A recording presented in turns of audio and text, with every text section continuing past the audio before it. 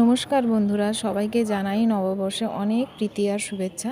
আর সবাইকে আমার তরফ থেকে অনেক শুভকামনা রইল।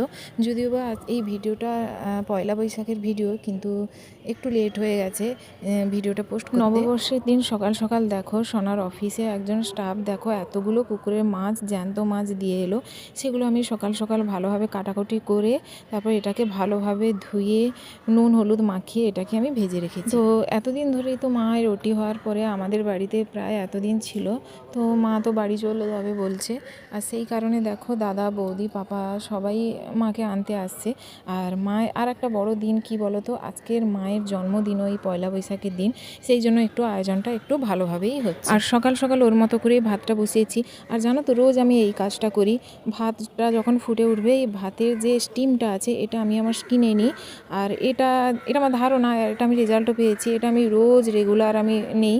আর এটা নিলে না স্কিনটা খুব গ্লো করে। তবে তোমরা আবার আমার দেখা দেখি এইসব করতে যেও না, কারণ তাহলে হয়তো ছ্যাঁকা লেগে যেতে পারে। স্কিনের জন্য আমি সব সময়ের জন্য আমি কি করি, বাইরের যে ক্রিমগুলো থাকে ওগুলো অ্যাভয়েড করার চেষ্টা করি, কিন্তু যতটা করি ঘরোয়া পদ্ধতি ইউজ করার চেষ্টা করি। এইদিকে প্রায় ম্যাক্সিমাম রান্না হয়ে গেছে। আর এইদিকে আমার দাদার মেয়ে রুহি আর পিহু দুজন খেলছে। আর ওকে আমার মেয়ের এই আর্মি ড্রেসটা পরিয়ে দিয়েছি। সবাই তো ভিডিও করছে, হাসাহাসি করছে।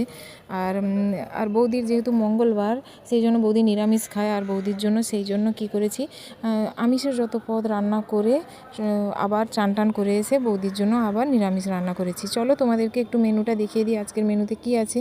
আজকে আছে বেগুন ভাজা, পটল ভাজা, মাছ ভাজা, দেশি আলুর ভাজা, মাংসের ঝোল, মাছের টক, পটলের তরকারি, ডাল আর দই মিষ্টি পাঁপড় তো আছেই। এই যে থালিটা সাজিয়েছি, এটা আমি আমার মামার ছেলের জন্যই সাজিয়েছি। তো ওর জন্য এত সুন্দর সাজিয়ে গুছিয়ে দিয়েছি।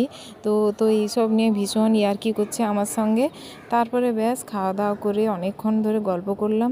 যাই হোক, ভিডিওটা আজ পর্যন্ত। আর ভিডিওটা কেমন লাগলো তোমরা অবশ্যই কমেন্টে জানাতে ভুলো না। টাটা।